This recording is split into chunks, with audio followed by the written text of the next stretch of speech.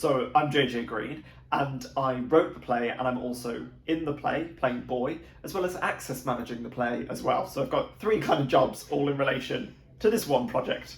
But that's good. That's fun. Yeah, how's it like balancing all those? I'm going to keep telling myself that no, it's wonderful. Being a writer and then being able to perform in your own work is incredible. But it's really hard to learn your own words back because I wrote them, so you want to inherently change them because it's how I speak. It's written in my own sort of tongue. So therefore, little changes are really, really... I'm like, oh, no, that's not what you wrote. Why did the writer write that? Oh, no, the writer's me. Okay. So it's been really fun. It's a learning process, definitely, but I'm having a really, really good time. Obviously, this is a play about autism, and I imagine drawing a lot from your own experiences, but just to think about the current state of autism rep in theatre, something I know you've spoken out about quite a lot recently. Where would you say we're at?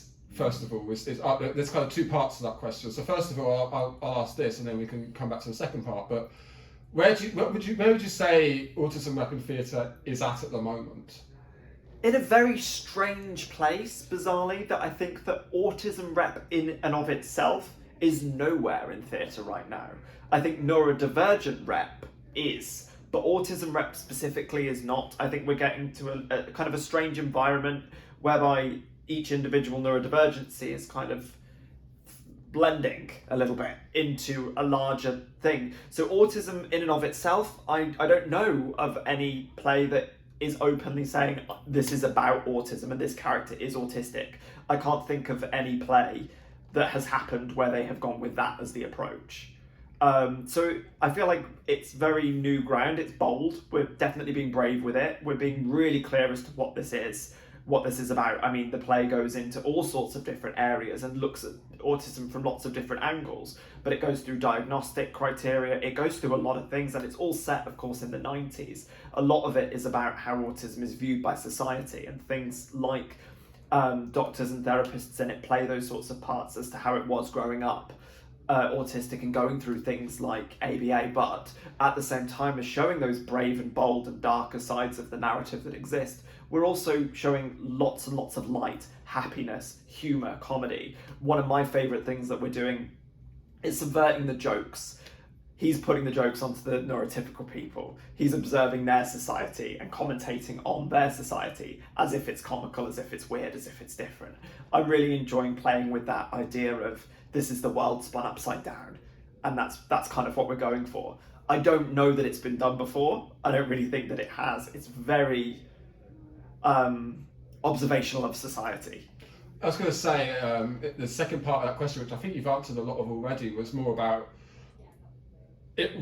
if that's the current state of theatre at the moment, what do you hope to address with that? But it sounds like it's just that focusing in on autism that it's been lacking. I'm just not sure that we've ever had a story that's gone, this is what it's like to be autistic, and this is what autistic people can go through, or this is what it's like, this is what autistic joy looks like. I don't think we've ever had that. There was one that I thought we had that in, but we don't have that, apparently. So it's like we're taking that away, and I'm like, okay, so, I don't think we have anything at the moment, or ever have had, going on that, about autism, about ASD, ASC, or Asperger's syndrome, whatever you want to call it. I don't think we have that. So I'm going to take that credit and be like, okay, then we're doing it for the first time. And how much of the story draws from your own experience? Quite a lot. I really wanted to draw on truth about what really happens, about what really happened. I'm being very brave in the sense that we are discussing ABA therapy and stuff that I personally went through, and I've spoken to other autistic individuals who went through the same thing, which is something that I think that is something that makes people kind of draw back and go, oh, that's something that's quite scary to talk about. But this is theatre, and there is no reason why we can't talk about things that are a little bit scary as long as they're done in the right way. And I think that striking that balance and highlighting obviously the kind of the right optics on that is something that's been a real challenge. But like I said, the play is uplifting. We've got so much uplift in there. It's focusing largely on an extremely imaginative autistic child who would much rather spend his time in these imaginary worlds. It's about his family, worrying about his future because of the way society is, and finding a solution to that that ultimately doesn't really work. He still remains autistic throughout it, and then coming to the conclusion that everybody just being who they are authentically is the best solution. And how do you, I've seen, we've had conversations about this before, about how exactly you tackle it, but how do you tackle a subject as dark, as distressing and challenging as applied behavioural therapy? Without giving it too many spoilers, Yes.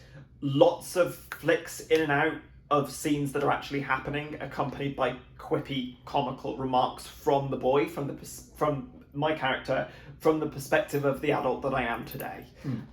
It's very difficult to do a scene that's incredibly dark, but if you can pull it out and give a quick, wasn't that stupid, as a joke, and then throw back into it, it lightens it just that little bit.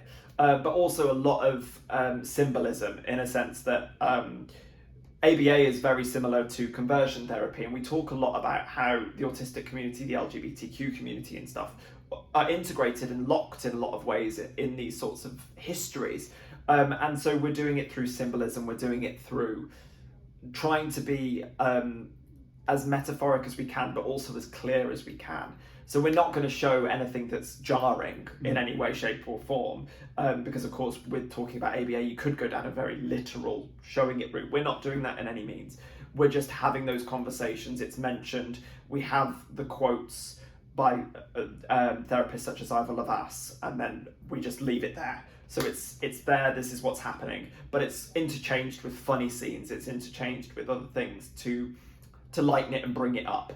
And that isn't the whole play, it's not all about that, it's just touched on and then moved on from quickly. And it sounds very imaginative and metaphorical, and I'm just thinking now that metaphors aren't necessarily things autistic people can process. So how did you manage that? By making sure that, again, the character that I'm playing is your literal anchor throughout the whole thing. So he is the one that is saying, this is what's actually happening. There's a whole monologue about the difference between literal and figurative. There's a whole monologue about the difference between, could you take the bins out and will you please take the bins out? By using him as an anchor in the narrative, I feel like I hope I've mastered the way of getting metaphors to happen on stage while still showing the realities of what like giving metaphors but also giving literal at once. Yeah, you say about the tones as well. Obviously, you've explored. It's one thing getting the tone right on that ABA angle, but also equally, because we've seen it with shows that we thought were covering these subjects, where it could very easily stray into inspiration narratives and or pity narratives, or narratives that aren't necessarily helpful to the everyday conversation around autism and neurodivergence. So how did you kind of toe that line between making sure that you strike the same tone, that autistic joy, as you say, doesn't quickly veer into something that is completely unhelpful around these conversations? Well, I think that I've tried to be as honest as I possibly can. I've tried to identify there are things that autistic individuals can do that neurotypical people can't do, but we're not going to superheroism that. But there are also difficulties, and we're going to portray those difficulties. We're going to do it as it is. I'm going to give you my experiences as an autistic person exactly as they happened, exactly as they are, so that it cannot be contested as to this is sort of inspiration porn, for want of a better word, or this is pity. You know, this is what happened. This is how it happened. This is what my childhood was like. And I think that in that angle, that's how we do something that hasn't been done in film as well, with autism specifically, talking of Rain Man and music and all those sorts of things, is because these things happened. They are based on what really did happen, how I really felt, how others like me in situations that were similar have felt. Lots of autistic people have read the script and fed back, and sort of a couple of them have contributed to different things that have then ended up being snipped and changed, to try and give that authentic voice, you know. And I'm very fortunate that a lot of the creative team are all, well, everybody kind of involved is neurodivergent or has a direct link to neurodivergence. So as well, making sure that throughout the whole rehearsal period, we're like, are we staying on top of good representation, or at least accurate representation? Because good representation is hard because everyone's different. You're not going to be able to give good representation to everyone. And I think that's really important to remember, that in this play, I give the perspective, obviously, of an autistic individual, but I have to give the perspectives of the mother and the father, because autistic people are constantly surrounded by people who are not autistic. The difference here is their opinion and their position was written by someone who was. So we're changing that from what it would usually be, which is the autistic person's character's opinion is written by a neurotypical person. I am writing in the opinions of the neurotypical people here. So hopefully that will be really interesting as well. That I'm really hopeful we strike that balance. I think that we will. And you touched on it there. I was going to ask you about the rehearsal process, but given that there's people in the rehearsal process that are also neurodivergent, what's that process been like? Because obviously there's different needs there, there's different kind of working patterns as well that you have to accommodate. What's rehearsing been like? Really, really good. We're doing incredibly well so far. I think that as long as everybody feels comfortable, that was my main thing, was that everybody could come to the production team and say, I need this, and we've sent out private access emails and we've access listed everything and made sure that everyone is facilitated in what they need. That's from call times to down spaces.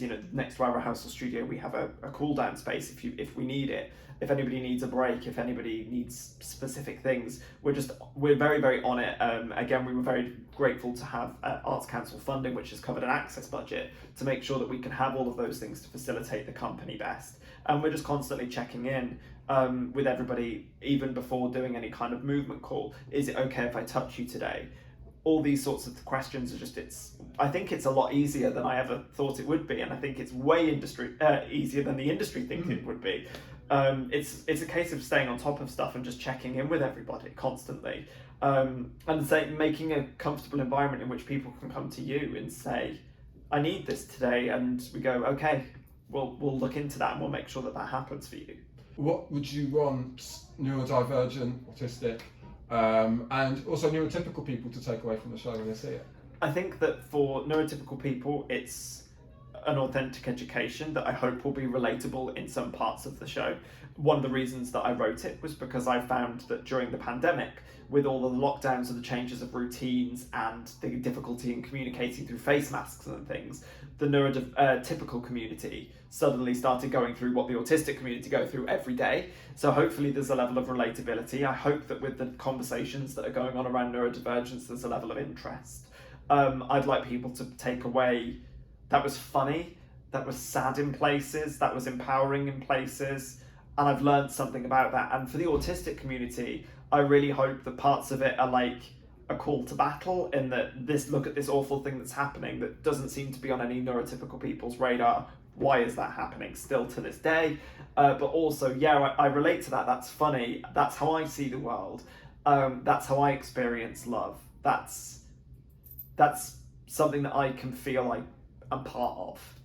Sorry, you said one final thing on that, but because you were saying about how it was partly written or inspired by the situation in lockdown. Were there any other kind of things that really prompted you to write this? I think that the fact that I knew that I was autistic at the age of 5, but I was encouraged heavily by doctors, therapists, etc. that openly saying you were autistic or identifying in that way is deadly to your career. It's deadly to your personal life, and if we put you through this sort of therapy, you will not appear autistic, and therefore your life will be so much better.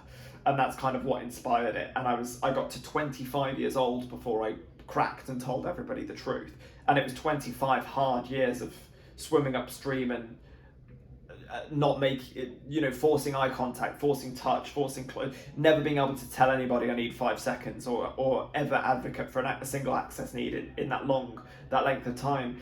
And also looking into the person that made me. I was in a relationship and that person didn't know. I was keeping secrets from the world which were rotting me from the inside out because I was that frightened about how the world would perceive me. And I think that part of one of the inspirations of writing it was a giant middle finger to feeling that way. And I hope that no other autistic people have to feel that way. But I'm sure that there are autistic people in this country that are going through exactly that right now because they consider themselves to be, that if anybody found out this dirty little secret about me, then I'm going to have this reputation. And for me, it's a lot about, no, there's nothing wrong with being autistic. Yeah. And what you say there was a point in which you snapped and kind of you began to. I should start telling people and really kind of being open about that. At what point was that? That was middle of lockdown 1. That was middle of lockdown 1 when nobody could get at me. I used that as the opportunity to be like, I have struggled for so long and now I can see you all struggling, so maybe you'll be able to relate a little bit more. None of you can get at me. I'm going to tell you now, whereby I don't have to come to work tomorrow. I don't have to see you down the pub. I don't have to see or do anything other than pick up my phone to you, maybe if I feel like it.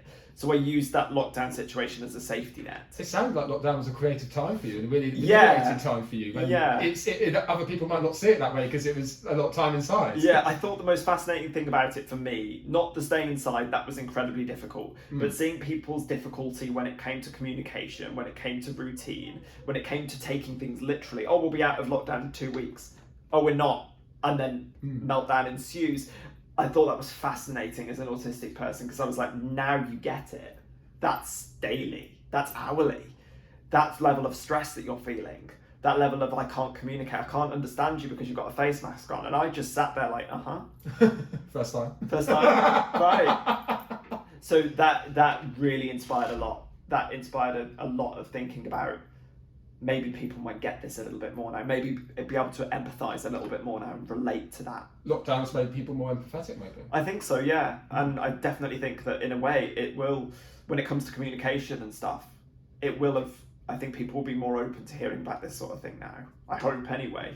But yeah, it's really striking that balance. I don't want to make it sound like this play is heavy all the way through. It certainly isn't. A lot of it is hilariously funny.